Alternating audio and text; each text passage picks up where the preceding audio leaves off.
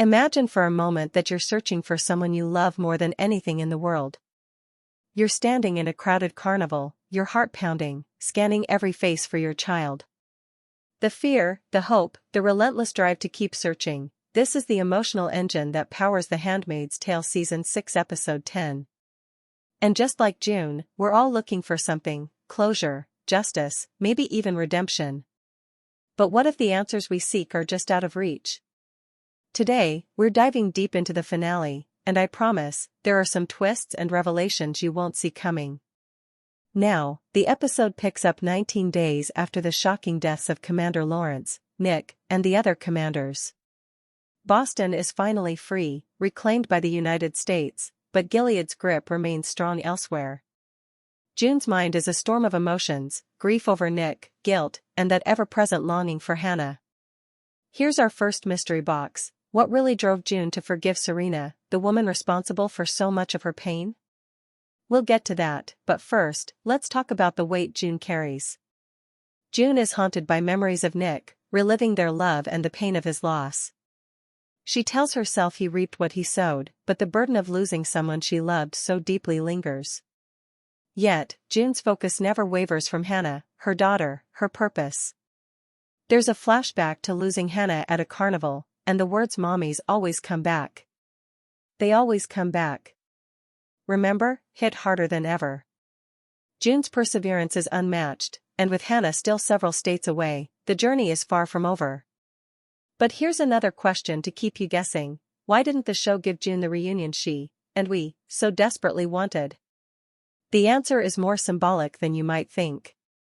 As Boston celebrates its liberation, June is surrounded by reminders of loss: families torn apart, missing children. When she sees Janine reunited with Charlotte, there's no jealousy, only bittersweet longing. June's journey isn't just about her own family, it's about fighting for all the lost children.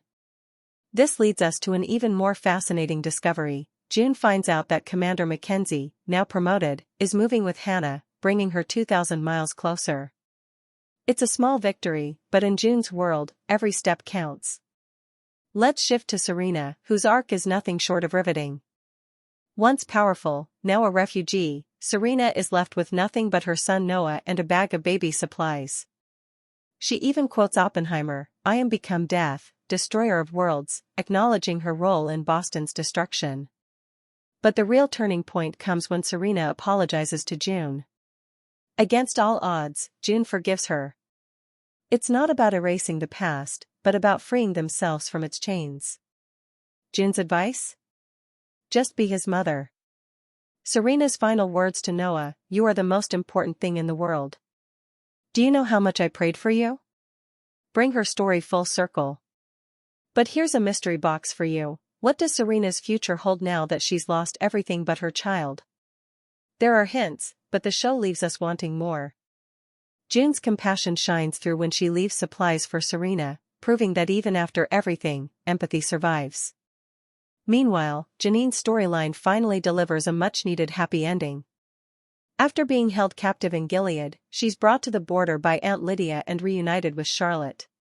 Aunt Lydia's transformation is striking. She tells June, "Take good care of our Janine, will you?" and then disappears into the mist. But don't get too comfortable. Here's another mystery box. Is Aunt Lydia's story truly over, or is there more to come in the world of the Testaments? Luke's journey takes a different turn. He chooses to keep fighting with Mayday, heading to New York for new operations. He and June are now on separate paths, both hoping to find Hannah in their own ways. Luke's acceptance that Nick was always part of June's story shows growth, but also signals the end of their romantic chapter. Their bond remains, tied forever by Hannah, but love has changed form. The finale is less about explosive action and more about emotional closure. June burning her handmaid's gown as Boston's lights flicker on is a powerful symbol of moving forward. The song Landslide perfectly captures the theme of change: time makes you bolder, even children get older, and I'm getting older too. One of the most emotional moments comes when Luke reminds June, and us, of all the people who helped along the way: Lawrence, Janine, Nick. The music, the pacing, the sense of triumph after years of trauma, it all lands perfectly. June is encouraged to write her story, not as a tale of horror, but as a testament to resistance and hope. She returns to where it all began, reciting the iconic lines, a chair, a table, a lamp. There's a window with white curtains, and the glass is shatterproof. But it isn't running away they're afraid of. She reaches out, imagining holding Hannah's hand. It's not real, but it's a promise. The fight for Hannah, and for all missing children, isn't over. As the credits roll, we're left with one final mystery box. What will June's next chapter look like in the Testament spin-off? Serena, Janine, Aunt Lydia, and Luke all have new paths, but Hannah's fate remains the series' beating heart. If you've ever felt the power of a story to move you, to make you think, or to inspire you to fight for something better, now's your chance to join the conversation. Share your thoughts on the finale in the comments. What surprised you most, and what are your theories for the Testaments? Like and subscribe so you never miss a breakdown, and remember, every story you share, every voice you add, helps keep hope alive. Dive into the playlist below for more deep dives, and I'll see you next time, where the search for answers continues.